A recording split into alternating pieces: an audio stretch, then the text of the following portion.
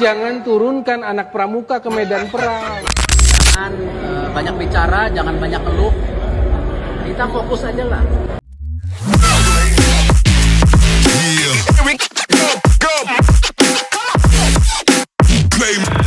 성인 대표팀과 지금 언더 22세 어린 선수들을 가르치고 있으며 지금 현재 사실은 좀 이런 어린 선수들은 시간적인 여유가 있어서 같이 할 수 있는 전술 훈련 할 수 있는 기간이 있어야 되는데 전혀 그런 시간 없이 선수들을 선발 차출해서 오다 보니까 제가 원하는 축구를 아직까지 보여주지 못해서 좀 많이 아쉬움 남는 그런 경기가 되었다 보시면 되겠습니다.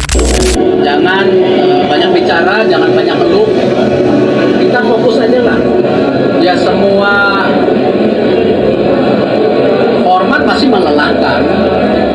Karena itu kan saya tidak memaksa liga berhenti. Kita fokus ke pemain muda. Ya memang ya semua format melelahkan ya. Kalau kita lihat di Liga Eropa, mereka main di liganya, habis itu main Champions League juga di tengah.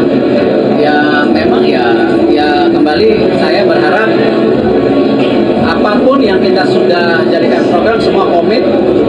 Jangan banyak bicara, jangan banyak keluh. Kita fokus aja lah gitu. Ya kita fokus di program yang kita sudah sepakati bahwa program PSSI baik, pelatihnya baik, pemainnya harus baik. Ricky Kambuaya nggak pernah main di senior. Ada Witan, mainkan Dimas Derajat, Ramadan Sananta, Malik Rizaldi, Edo Febriansyah di Persib Bandung main bagus bek kiri gitu. Ini kan enggak, turunin U22. Saya nggak menyalahkan, saya nggak meremehkan anak U22 ini yang mayoritas 20 lah akhirnya kerataan. Tapi jangan turunkan anak pramuka ke medan perang. Yang salah siapa? Komandannya. Waktu lawan Laos ini yang ngegolin itu dan belakang, berarti kan depan kita ini nggak begitu kuat. Ada yang namanya Sananta, ada yang namanya Jazz Raven, udah teruji di U20 kemarin. Kita bukan mengecilkan yang ada, tapi kenapa nggak dipakai? Nama-nama yang dipilih untuk Piala AFF khususnya, apakah memang ini juga disubmit ke PSSI, kemudian PSSI ketuk palu, oke setuju, apakah memang nama-nama itu ya dibebaskan saja ke Sinteyong, silakan panggil saja, setelah itu umumkan. Kita pasti setuju, tapi udah seperti kita katakan, Pak Ketum kita ini nggak mau intervensi.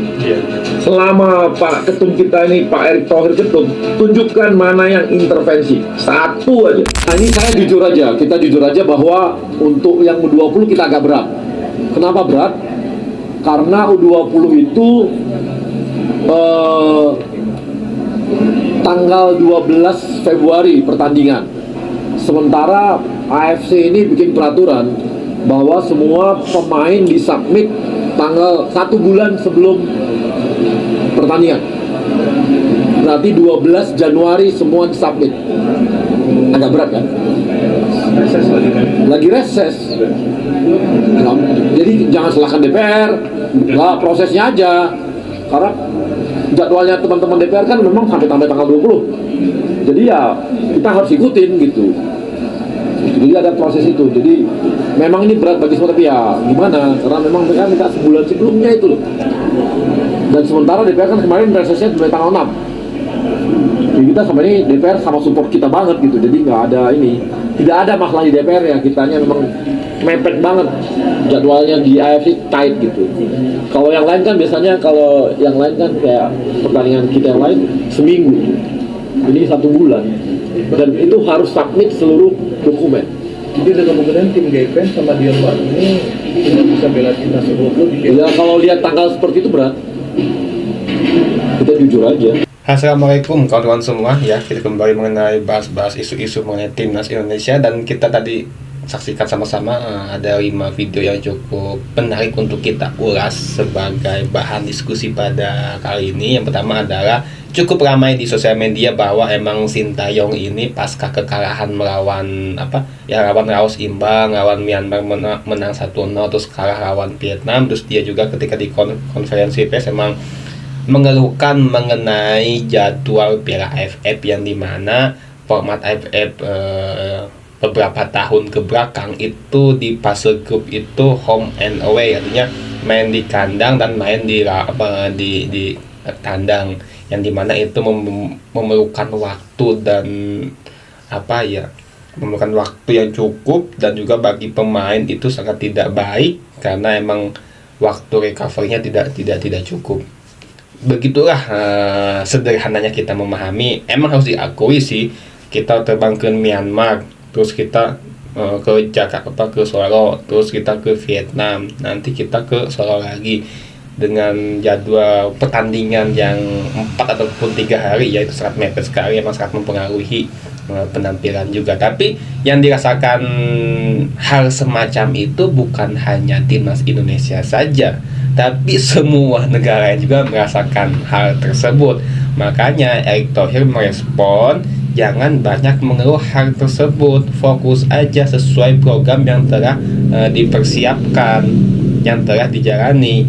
Ini Erick Thohir apakah emang menyindir Sintayong atau mungkin menyindir semua elemen-elemen sepak bola, terutama media-media, tidak tahu. Tapi orang menganggap bahwa, saya pun juga pribadi menganggap ya ini menyindirnya Sintayong sih, karena Sintayong mengeluh pasca, bahkan sebelum melawan Vietnam ya, dia lontarkan hal semacam itu.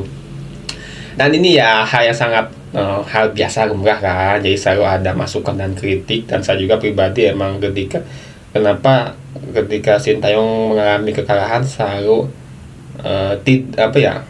berstatement di konferensi pers itu selalu terucap bahwa selalu menyalahkan ini. Harusnya ya baiknya seorang pelatih ya saya mengakui bahwa ya harus ada yang dievaluasi dari permainan. Emang ketika main melawan Vietnam itu kacau banget, gak tahu kenapa ya, untung sih cuma kalah 1-0 sih ya, itu juga di menit 70 sekian. Terus teman-teman semua, dan juga ada dari pengamat kesayangan kita Bung Powell ya, saya bingung harus mengatakan seperti apa yang disampaikan oleh Bung Powell. Dia selalu meminta untuk pemain lokal dimainkan, tapi giliran pemain lokal ataupun pemain Liga 1 di Piala AFF dia mengeluh juga. Ya dengan alasan, bahkan ada kalimat anak pramuka, ini kan benar-benar sangat menyakitkan sekali. Artinya anak-anak Piala AFF 2024 yang saat ini sedang bertanding, itu mereka bermain benar-benar dengan sepenuh hati. Kita juga harus benar-benar apresiasi dengan apa yang mereka lakukan. Oke, secara angka kita sangat kecewa ya, kalah dengan Vietnam, imbang dengan Laos. Tapi di satu sisi kita juga harus mengapresiasi perjuangan mereka. Jangan menghujat, menghina, apalagi nih Bung Powell kan, dia minta Ricky Kambuaya, Edo, Egi, yang dimana gelaran Piala AFF pada edisi kali ini liga kita tidak berhenti. Artinya PSSI sedang menyusun supaya gimana jadwal itu sesuai dengan lebih rapih gitu ya. Tapi ya kembali lagi sih, mudah-mudahan kita bisa lolos grup ya. Lolos grup artinya kita masih ada sisa 1 pertandingan melawan Filipina, kita wajib menang dengan 3 poin. Kalau supaya kita menang kan total 7 poin. Kalau kita sudah dapat 7 poin, kita tinggal berharap pada pertandingan lain, yang dimana emang seperti Filipina ataupun Myanmar itu baru 2 pertandingan ya. Terus berikutnya juga teman-teman semua, ada Arya Sinulinga menganggap bahwa emang harus diakui striker ataupun lini depan kita di Piala AFF ini sangat tumpul ya. Tidak ada lini depan yang mencetak gol. Sejauh ini Rafael Strike juga belum mencetak gol. Gol-gol yang dicetak itu kebanyakan dari pemain-pemain belakang ya, Asnawi, Muhammad Ferrari, terus Kadek, satu lagi ya, itu ya benar, baru 3 pemain. Dan ya ini sih lebih kepada keluh kesah Arya Sinulinga ya.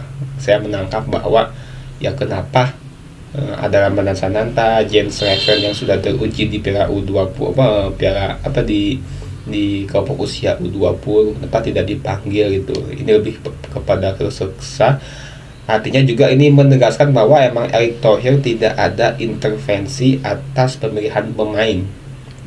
Harus umpama ada intervensi dari Erick Thohir, sudah pasti seperti pemain Egi ataupun Ricky, Edo itu pasti dimasukkan, ataupun Markel dimasukkan juga.